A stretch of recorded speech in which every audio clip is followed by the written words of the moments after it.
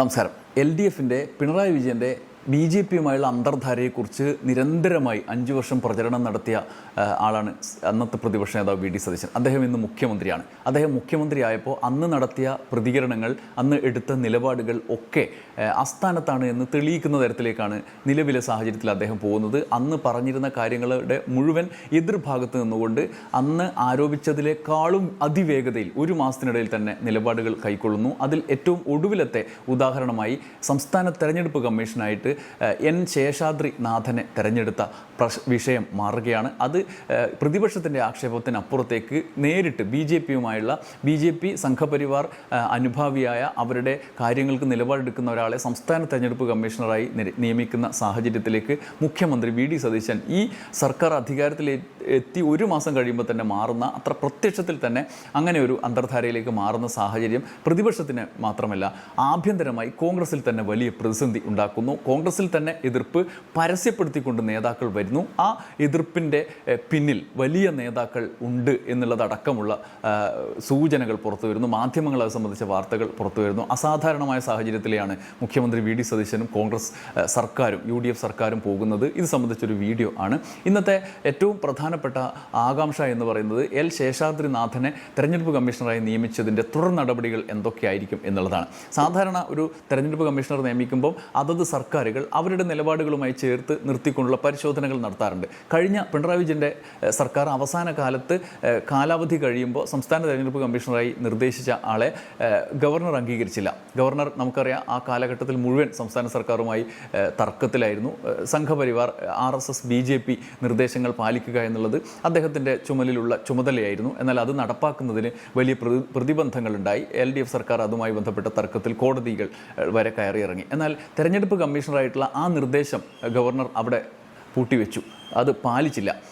കാരണം അടുത്ത സർക്കാരിൻ്റെ കാര്യത്തിൽ തീരുമാനമായിട്ട് മതി എന്ന് തീരുമാനിച്ചിരിക്കാം.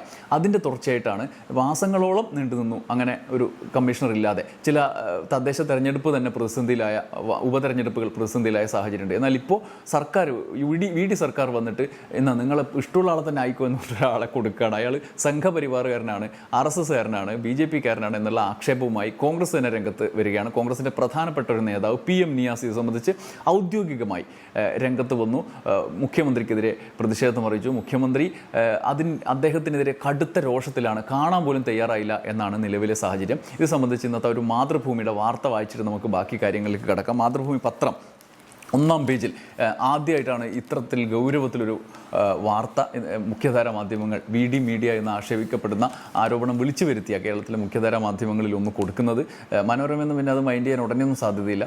ഏഷ്യാനെറ്റ് അടക്കമുള്ള മാധ്യമങ്ങൾ പ്രതിപക്ഷത്തെ വകവരുത്താനുള്ള നിരന്തരമായ ദൗത്യം ഏറ്റെടുത്തിരിക്കുകയാണ്. പക്ഷേ സർക്കാർ അകപ്പെട്ടിരിക്കുന്ന വലിയൊരു ചുഴിയിൽ അത് സംബന്ധിച്ച് തുടർച്ചയായിട്ട് ജനങ്ങളെ പോലും കുഴപ്പത്തിലാക്കുന്ന അശനിപാതങ്ങൾ, തീരുമാനങ്ങൾ, അണിയറയിലൂടെയുള്ള നീക്കങ്ങൾ ഒക്കെ നിലനിൽക്കെ തന്നെ ഇത്തരത്തിലുള്ള പ്രയോറിറ്റികൾ മാറിക്കഴിഞ്ഞ സർക്കാരിൻ്റെ സാഹചര്യങ്ങളൊന്നും റിപ്പോർട്ട് ചെയ്യപ്പെടാതിരിക്കുമ്പോൾ ഇപ്പോൾ മാതൃഭൂമി ഇത് സംബന്ധിച്ച് ആഭ്യന്തര പ്രശ്നത്തെക്കുറിച്ച് വ്യക്തമായൊരു വാർത്ത നൽകിയിരിക്കുന്നു. തെരഞ്ഞെടുപ്പ് കമ്മീഷണർ നിയമനം, മുഖ്യമന്ത്രിക്കെതിരെ കോൺഗ്രസിൽ പടയൊരുക്കം എന്നാണ് വാർത്ത. KP ഷൗക്കത്ത് അലിയുടെ റിപ്പോർട്ട് ഞാൻ വായിക്കാം. സംസ്ഥാന തെരഞ്ഞെടുപ്പ് കമ്മീഷണറായി N ശേഷാദ്രിനാഥനെ നിയമിച്ചതിൽ മുഖ്യമന്ത്രി VD സതീശനെതിരെ കോൺഗ്രസിൽ പടയൊരുക്കം. KPCCയോട് പോലും ആലോചിക്കാതെ മുഖ്യമന്ത്രിയുടെ മാത്രം താൽപ്പര്യപ്രകാരമാണ് ഇദ്ദേഹത്തെ നിയമിച്ചതെന്നാണ് ആരോപണം. അജണ്ടയിൽ ഉൾപ്പെടുത്താതെ തെരഞ്ഞെടുപ്പ് കമ്മീഷന്റെ നിയമന കാര്യം മന്ത്രിസഭാ യോഗത്തിൽ വന്നതിനു പിന്നിൽ എന്തു താൽപ്പര്യമാണെന്നാണ് KPCC general secretary PM Niyas ഉന്നയിക്കുന്ന ചോദ്യം. 15 വർഷമായി ശേഷാദ്രിനാഥൻ സംഘപരിവാർ ബന്ധമുള്ള ആളാണെന്നാണ് നിയാസ് പറയുന്നത്.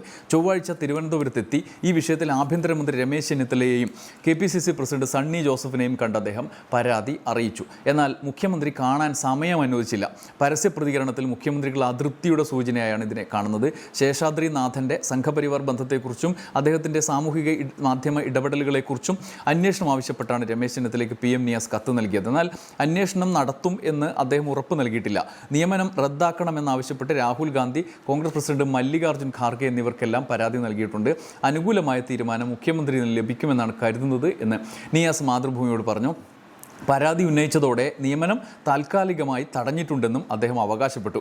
തദ്ദേശ സ്വയംഭരണ മന്ത്രി KM ഷാജി നിയമനത്തെ പിന്തുണയ്ക്കുകയും സംഘപരിവാർ ബന്ധമെന്ന ആരോപണം തള്ളിക്കളയുകയും ചെയ്തിട്ടുണ്ട്. കോഴിക്കോട് സ്വദേശിയായ ശേഷാദ്രിനാഥൻ മാർച്ച് 31-നാണ് ജില്ലാ ജഡ്ജിയായി വിരമിച്ചത്.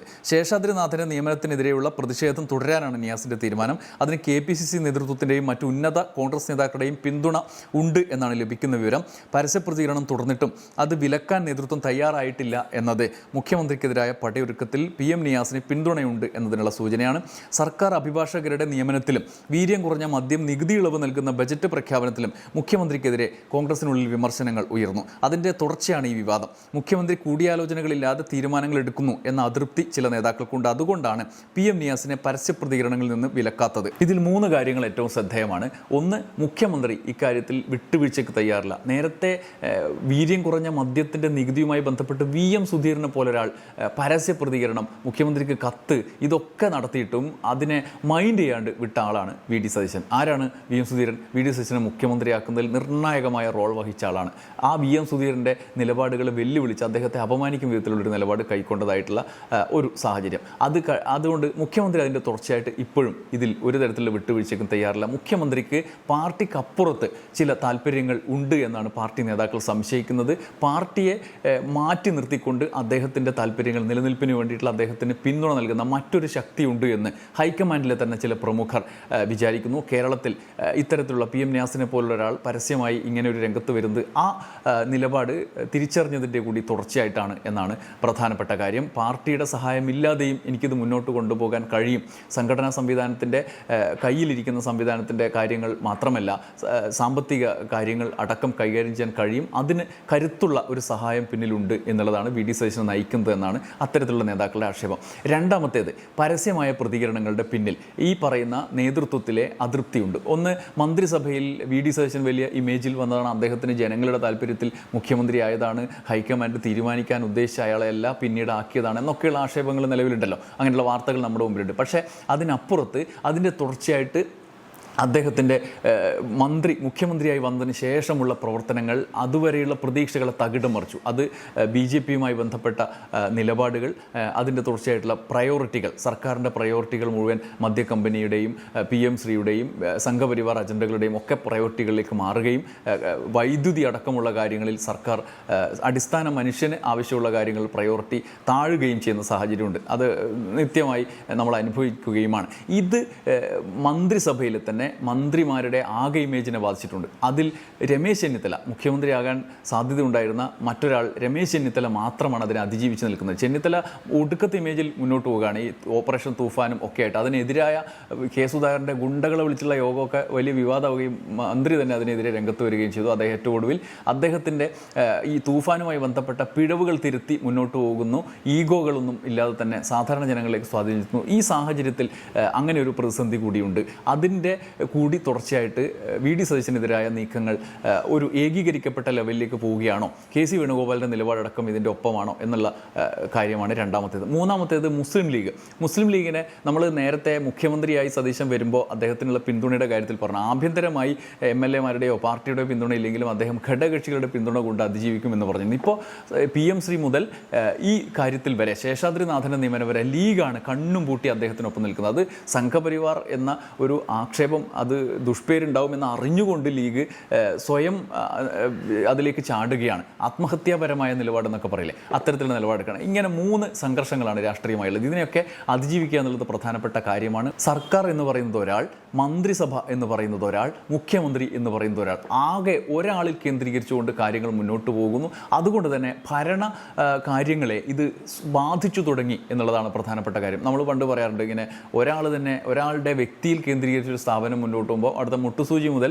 ഏറ്റവും പ്രധാനപ്പെട്ട കാര്യം വരെയുള്ള കാര്യങ്ങൾ വാങ്ങിക്കുന്നതിനും ഇടപാട് നടത്തുന്നതിനൊക്കെ അയാളുടെ അനുമതി വേണം. സമാന നിലയിലേക്ക് സർക്കാരിൻ്റെ എല്ലാ കാര്യങ്ങളിലും മുഖ്യമന്ത്രിക്ക് ഉത്തരവാദിത്തമുണ്ട്. ഈ സാഹചര്യത്തിൽ മുഖ്യമന്ത്രി മന്ത്രിമാർക്കും ഒക്കെ ഈ തരത്തിലുള്ള നടപടികൾക്ക് സ്വാതന്ത്ര്യം കൊടുക്കുക എന്നുള്ളതാണ് സാധാരണ ചെയ്യുന്നത്. എന്നാൽ ഇവിടെ നയപരമായ കാര്യങ്ങളിൽ മാത്രമല്ല, ഏറ്റവും ചെറിയ നടപടികളിൽ പോലും മുഖ്യമന്ത്രി ഒറ്റയ്ക്കുള്ള തീരുമാനങ്ങളാണ്. അതുകൊണ്ടാണ് എക്സൈസ് മന്ത്രി വീര്യം കുറഞ്ഞ മദ്യം ഞാനറിയാണ്ടാണ് തീരുമാനിച്ചതെന്ന് പറയേണ്ടി വരുന്ന സാഹചര്യം. അവരുടെ വകുപ്പിൽ ഏറ്റവും പ്രധാനപ്പെട്ട കാര്യം പോലും അവരറിയാത്ത നിലപാട് നിലയുണ്ട്. നിയമസഭയിൽ തന്നെ ചർച്ചകളൊക്കെ ഏത് മന്ത്രി എണീറ്റാലും മുഖ്യമന്ത്രിക്ക് അതിൻ്റേതായ നിലയിലുള്ള അതിന്മേലുള്ള ചില ആജ്ഞകളാണ് വരുന്നത് എന്നുള്ളതാണ്. ഈ സാഹചര്യത്തിലേക്കാണ് കാര്യങ്ങൾ പോയത്. അതിൻ്റെ തുടർച്ചയായിട്ടാണ് PM നിയാസിൻ്റെ രംഗപ്രവേശനം.